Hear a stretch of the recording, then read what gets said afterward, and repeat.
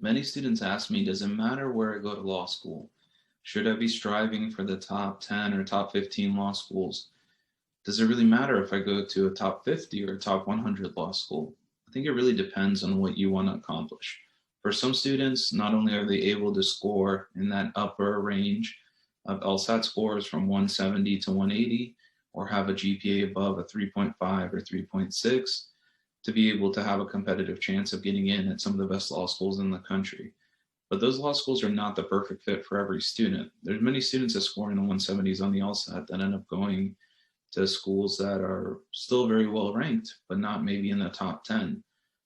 And they make that decision because perhaps those schools may be a better fit for them. They may have programs that will support where those students want to be in the future. Maybe there's specific LLMs that they also offer that have a focus on certain areas of law that these students are interested in. So when you make the decision, it really has to be somewhere where you want to be. You got to think about, it's great to go to any of these, law schools that are top 10 or top 15 or top 20. But if your LSAT scores are not in that range of, the types of students that they accept, you really got to look at what's reasonable, where can I get into? Now, that doesn't mean you don't apply for these high ranked law schools. You should definitely apply there and, give it the best shot that you can. But if you're not going to be in that range of LSAT and GP, it's going to be really difficult that you're going to get admitted there. So you want to make sure that you also have some backup options. Have some options where you have a very high probability of getting admitted. So you really want to take the opportunity to also look at what are some of the other communities that I would be interested in potentially joining for law school.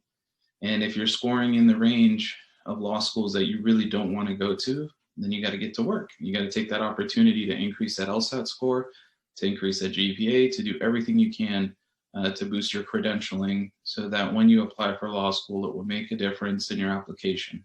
You want to know the numbers. Talk to the admissions office at those law schools, see what are they requiring this year. It may be very different from what they required last year.